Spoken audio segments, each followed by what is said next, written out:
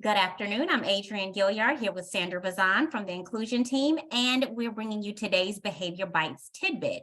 And our Behavior Bites tidbit topic is biting. So every time we do one of our sessions, we have 1,000 questions on biting. What can they do to prevent biting? What you can do to, how you can talk to the parents and everything. So we're talking about biting today.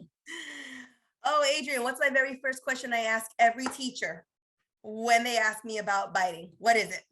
Your first question is usually what happened right before the bite? What happened before the bite and how old? How old is the child? Is the child. The biter. The biter. Yes. Okay. So the beautiful thing about biting is that it is a behavior that is a challenge, but up to a certain extent, it is developmentally appropriate. Mm-hmm. So you have 1-year-olds, they're supposed to bite. You have 2-year-olds, they're still biting. And you have some 3-year-olds that are still using that as a mode of communication, right? Mm-hmm. So we need to, even though it might be developmentally appropriate, it doesn't necessarily mean it's not a challenging behavior. Even though, let's just talk about a 2-year-old, a 3-year-old, right? And you have this one particular student, he keeps on biting. Yeah, it's developmentally appropriate, but it's still a challenging behavior that we need to address and we need to modify somehow. Right. So then it becomes exactly what you said. What happens right before? At this point, teachers, I'm going to ask you to change your lens of, he's a biter, to hold on. What is that behavior trying to communicate? Mm-hmm. Really stand back and observe, and take notes. Take notes as to what time of day it happens, what center, who's around. Did the child sleep at night or not? There's so many. What teacher was present? What student was getting bit? Is it always the same student getting bit? So these are the things that I want you guys to really, really take note of, because you're going to start to see a pattern. Okay. And I want to explain something about why biting, right? 2-year-olds are starting to develop language. I mean, they have words. But if I'm a 2-year-old or I'm a 3-year-old and I'm just developing language, you have to understand that for adults, it's really fast. We don't even think about the process. We have a thought, it comes out in words. That comes with age, right? Like the more we speak, the easier the words come, right? That's what we do. When you are learning how to speak, you may have a thought, but the process of getting that thought out from your mouth takes some time. What's easier? Me telling as a 2-year-old, no, wait, stop, that's mine, or if you think about it, right? Right. And what happens when that child bites? Typically, the other student runs away. Whatever it was reinforced. Whatever it is that student was either protecting or didn't want, by the reaction received, not only by the bitee, by the bitee and the teacher, all of that's going to have an effect on the biter. Right. Okay.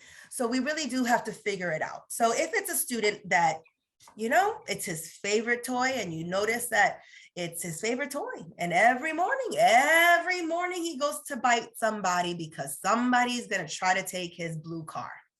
Well, then remember that self-reflective piece that we were talking about in one of those earlier tidbits? As a teacher, I need to be self-reflective and see, okay, is this something that is preventable? So if it's one preferred car, what do I need to do? I either need to get more than one, or I need to put it away. And I could then use it as highly incentivized, kind of a first for something like that, right? If and when that child becomes non-compliant. And so that's what you have to do. You really need to pull apart and really look at what's happening, when, where, with who, and why. You have some students that just are protective. They may be the baby of 5 kids at home, and they've learned that they've had to protect what they have, or another brother or sister or friend is going to come and take it, right? So they're more defensive. What I used to do in the classroom was use a visual boundary, right? For those students that cannot tolerate other people in their space, be it for sensory issues, for whatever the reason is, I would put a hula hoop down, or if I didn't have the hula hoop or another student was using it, I'd have tape on the floor, and that would be your space. The children I would teach, obviously, when somebody is in the hula hoop, anything that's in the hula hoop, that's theirs to play with. Right? So now I'm giving both students what they need. Number one, I'm giving the biter, the space, the security. This is yours. Nobody's going to take it. And I'm also telling the bitee, I wouldn't go there if I were you, because we all know what's going to happen if you do. So I'm giving you proactively the strategy you're going to use, right? And then we could talk about how do we show how to share, how do we teach turn taking, right? So those are some of the things. Another thing is it might be a sensory issue. We don't know. So those students that are always biting on their shirts, they're always biting on themselves. They bite themselves or others in frustration. When they get really, really mad, they sometimes tend to either bite themselves, or what looks like an innocent standby would get bit, right? Because they're just so out of control. They're just like, I'm gonna get you. They just need to get it out, right? So if you have something like a situation like that, I would definitely go for an occupational therapist referral, because if it is a sensory issue, that child might need a sensory diet that can only be provided by an occupational therapist. Or you can ask the parents for like one of those what are they called? The chewy toys. The chewy toys. If that's not something that we want, to do, then we are going to start to look at, okay, is it the same child being bitten? Is it only this child that's biting? Or is it multiple children that are biting? And are there multiple children biting that one particular kid? So we need to look at both, what's going on with both. The biter and the bitee, and the whole picture. And with, just to go back a little bit to what is, the developmentally appropriateness of biting. Yes, it's a challenging behavior, but when we're talking about our toddlers, we know that they do bite. We know that a lot of times when they bite, there is a lack of language skills. Sometimes it could be whether or not the environment is stressful. If they're overwhelmed by the sights, the sounds, the activity level, the amount of children, that can be really stressful, and that could cause biting.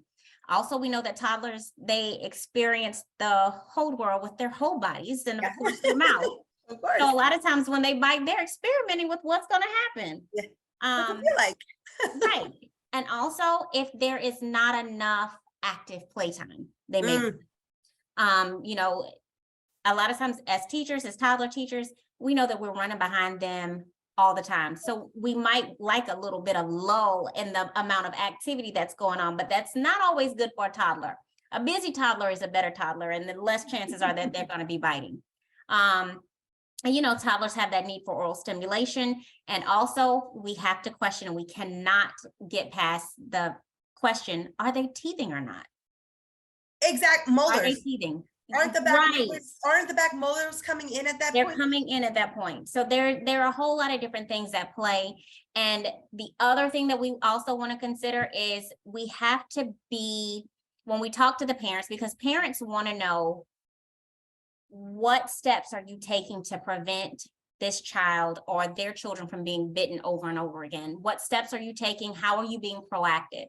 We also want to make sure that we are just as supportive to the biter's parents as we are the bitee's parents. Yeah, sometimes it's harder to talk to the biter's parents because they are absolutely mortified. They're mortified by that happening. Mortified. And they also want to know, okay, so I don't want my kid to be labeled the bad kid or the biter. What are we going to do? They are searching for answers, and they're, it's a hard situation. It really is. But I think that keeping a child who is a biter within close teacher proximity, like There should be no moment. If you know that a student actively and on purpose goes and bites, you that child should not be more than one hand's length away from you, one arm's length away from you. At Right. any point during my day, I should be able to reach out and touch little Billy, Mhm. you know, reach out and touch little Jesse. So those are the things. So being proactive, really studying, really taking that data collection perspective, take a step back, and then maybe see it from an outside person, maybe have somebody else come in and see it with a fresh pair of eyes. Right. You know, because we tend to, you know, label kids and have a certain way of thinking, especially if it's happened several Times. times. Right. And also, and you know, you notice having the child in close proximity. And also if you notice that there is one child that is being, I guess, say targeted, that this one child that's being bitten all the time, maybe shadow that particular child as well, just to see what is happening What's for happening? that Right. child to be the one that is being targeted. Bitten by several people, right? Right. Right. Right. I don't know. Does that answer all the questions? We had so many questions on biting. What else did we have on biting? I can't remember any of the other questions. I think that, I don't know, I think we pretty much covered everything, what we could do to prevent it. Developmental, appropriate. Oh, Developmental. so if you have an older child, you know, 4, 5-year-olds, 6-year-olds that are biting, yeah, you might definitely want to go ahead and refer for further evaluation. That's definitely, you might need to go into an ENT. You know, there's so many different reasons why children might bite, but at that point, it is no longer developmentally appropriate for a 4-year-old who has language. Let me clarify. For a 4-year-old with words who can express themselves and effectively communicate, that's not a developmentally appropriate behavior for students that have that much language. So. Right. Okay.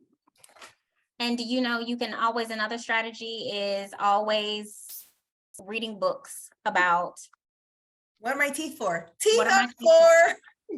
showing what them is appropriate to bite and what is not appropriate for them to bite. Right. So that always works. It's true. Okay. All right. So thank you so much for joining us today for our Behavior Bites tidbit on biting. So these tidbits are going to be available for you to view at elcbroward.org/providers/behavior tidbits. Thank you again for everything that you do for our children in the community, and we'll see you next time. Bye guys. See you next week.